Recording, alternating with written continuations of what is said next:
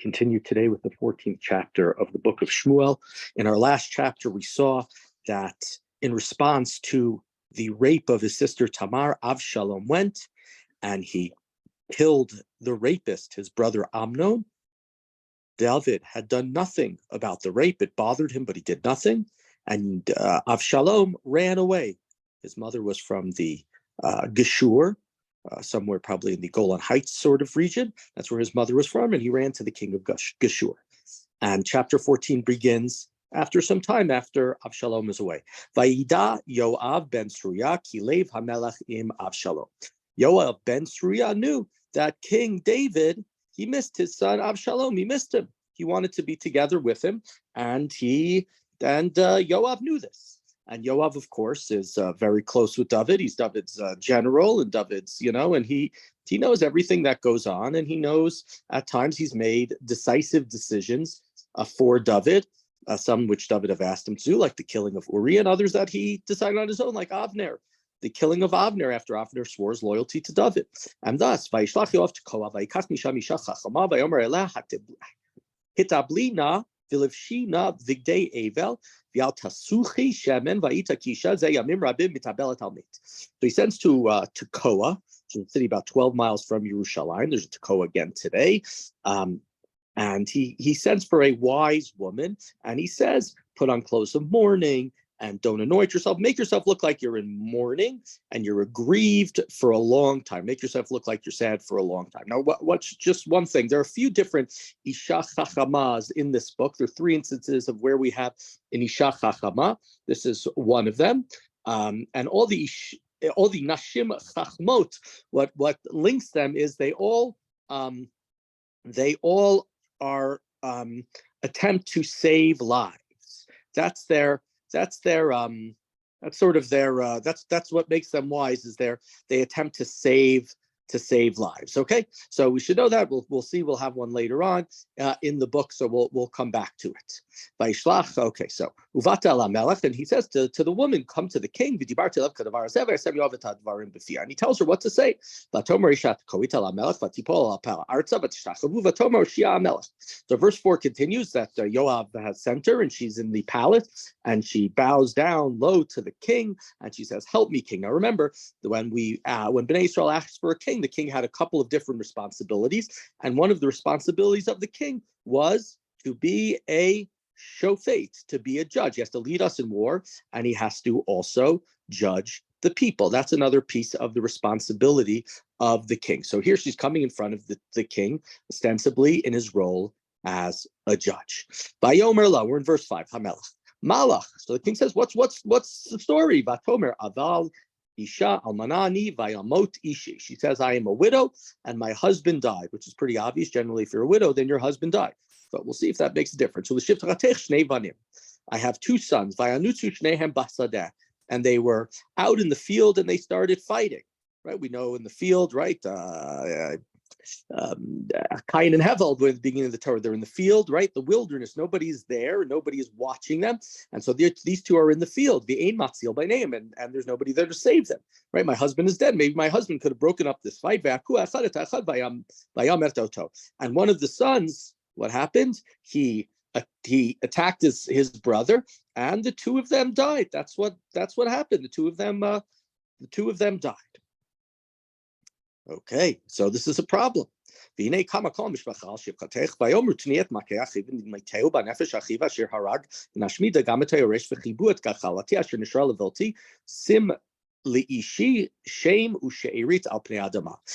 the rest of the members of the clan, the extended family, they came. Right? They said one brother killed the other brother. So let's say Reuven killed Shimon. So Reuven, there's a avenging of the blood. Reuven needs to be killed. And she said, but I don't want my son to be killed because he's the last heir of my husband. He's the last survivor. Well, my husband's name will be gone from the earth. So please help me. The king said, go home and I'll issue an order on your behalf that this son, that nothing's supposed to happen to him. And the woman responds to him. She said, you should just know, may the guilt be on me and on my house, because you and your throne are guiltless. And the king's probably scratching his head. What are you talking about? The king said, if anybody does anything more to you, then just again have them brought to me, and I'll never trouble you again. Right? Nobody's going to bother you. Your son, you're not going to have to give him up. He will remain your child. He will remain your son. You won't have to worry about it again. Your son will remain with you, and all will be fine and dandy.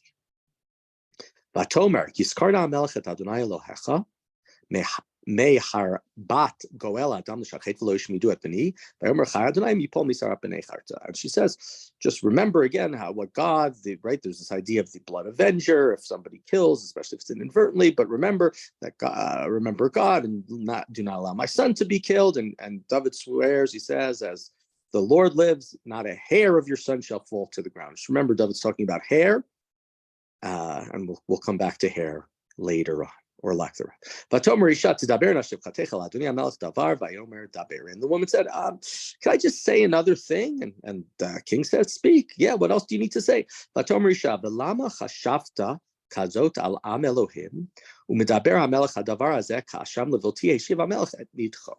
She said, why then have you planned against God's people in making this pronouncement?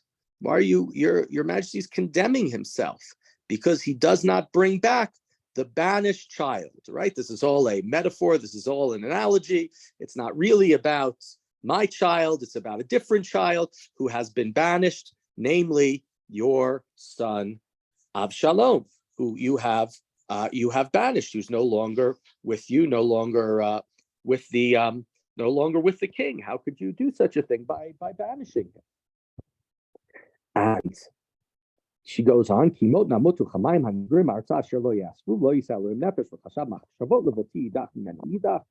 all going to die. We're like water that's poured onto the ground, right? We're all going to die. That's just the way that it is.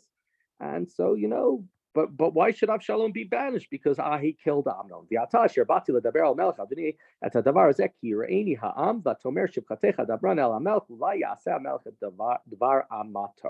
And the reason I came here to speak to you is that all the people were scared to speak to you. And so they sent me, and I have this parable, I have this idea, and you would listen to me, and maybe you would understand and translate it to your son. Because your majesty would surely save me, his maid, and anybody else from being cut off from the heritage of God. And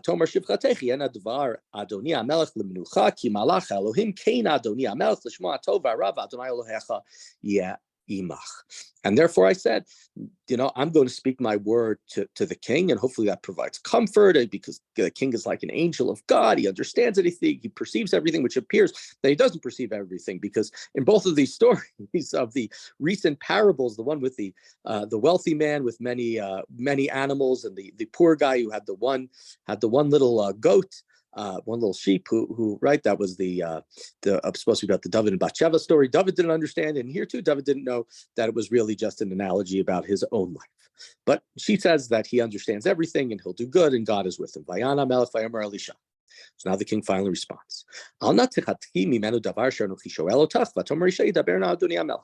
the king says to her, well, okay, you've said everything to me, but now I have some questions, and you need to tell me the truth of what I need to know in this situation. You cannot hide from me the truth. And she says, yes, of course, speak, say whatever it is, and I'll tell you the truth. Vayomer HaMelech, we're in verse 19, Pasuk Yutet. Hayad Yoav itach b'chol. King says, was this Yoav's doing? Latani Shavatomer Chen Nafshecha Adoni HaMelech im ish lehemin ulehashmiel mikol asher diber Adoni HaMelech yavdecha Yoav hu tzivani v'hu sam befi shivchatcha et kol advarim ha'ela. And the woman says, yes, you are really so wise, king. This was all Yoav. Yoav told me what to say. He told me what to do. He told me to go right. Yamin and Smoller are sort of in there. He told me to go right. He told me to go left. It's his words.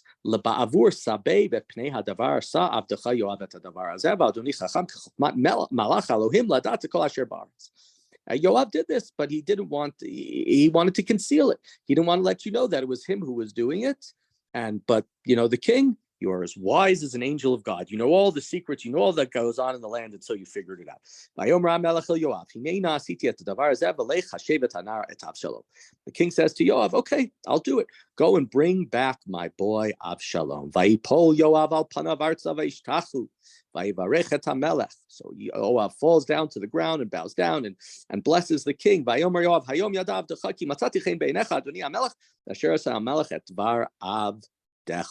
Yoav says, now I finally know that, right, you're with me really 100%, my cousin David, because you are doing that which I asked, that which I requested. You're listening to my advice, my counsel, and you are doing it properly. So Yoav says, I know that you have accepted it. So Yoav goes up to Geshur and he brings Absalom back from the north, back to his hometown, back to Jerusalem. So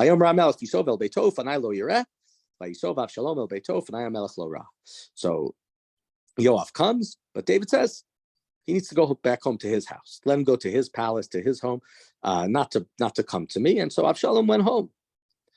But right, if David is really forgiving Absalom and David wants to see, then he has to see Absalom. He can't just say, Absalom, go home to your house and you're going to be over there. David needs to see him. But David says, no, I don't want to see him. He needs to go to his house. So yes, I'll let him come home. But David is not yet ready, it seems, to forgive Absalom. Verse 25.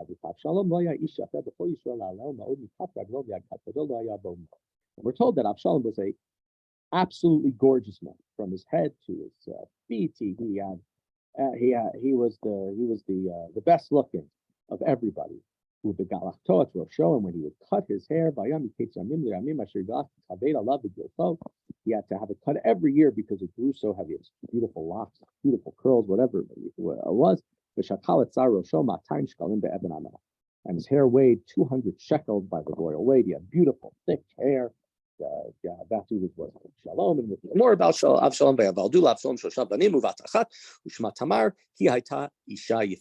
He had 3 sons and a daughter. He names his daughter Tamar, who was the name of his sister, of course, the one that was raped, that started this whole story.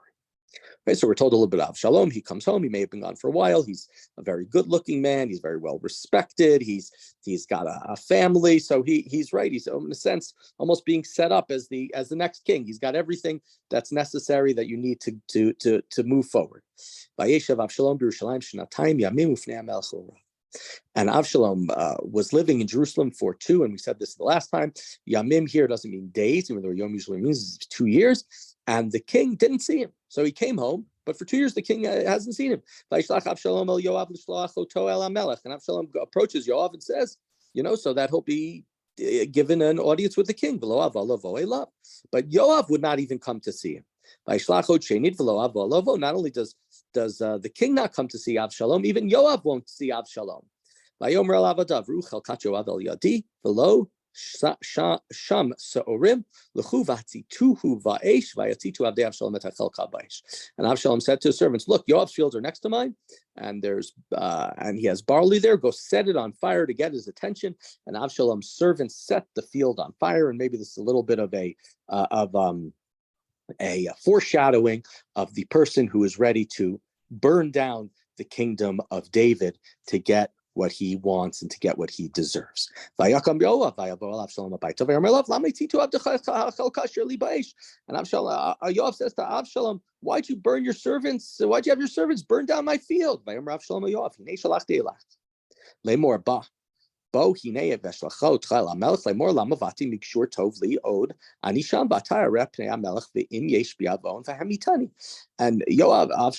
to him, he said, I called for you, you didn't respond. Why'd you tell me to come home from Geshur? I should have stayed there. It would have been better for me there. I want to see the king, and he refuses to see me. And right, if you sent for me, it was with the implication, understanding the king had forgiven me. I can continue my life. And if the king has an issue with me, let him kill me. And thus, vayavo Yoav el Hamelech vaygeid lo vaykral Avshalom vayavo Hamelech vayshtachu lo al pav artzel v'nei Hamelech vayshak Hamelech la Avshalom. And so Yoav goes to the king and tells him all this that happened. Right? Yoav wants to come home. He didn't come here. Absalom didn't come here to stay in the palace. He expects to see you. He expects to be a prince again. He expects to be one of your children and to be treated as such. And in fact, and probably thinks that he's going to be the next king. And so the king agrees. David agrees, and Absalom comes and he sees the king. And here the king David goes and he blesses. He kisses Absalom. Interesting, just to think about. There it says, "Vaishak Hamelech la Absalom." The king goes and kisses Absalom, which to me a little bit like David is doing it not as a parent, not as a father, but as a king, and maybe with the understanding that this is the person who's going to eventually replace me. This is going to be my successor.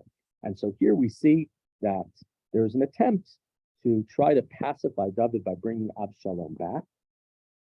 And this is just setting us up to see what is Absalom going to do. And we see that Absalom is somebody who of violence, somebody when he wants something, he does things that are rash.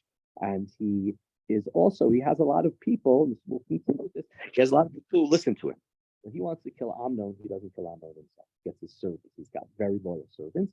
And here we see it again. He gets his servants to burn down the fields of Yoav. Now, Yoav is a general of the army. Not the smartest thing to do, to burn down the fields of the general of the army, unless you're of the opinion, of the belief that the person who you are working for has greater significant importance or upside than even the leading general of the army. And thus we see that Yoav has an incredible entourage, Absalom has a great entourage, great group of followers, and that's something that, of course, will be threatening in the very near future.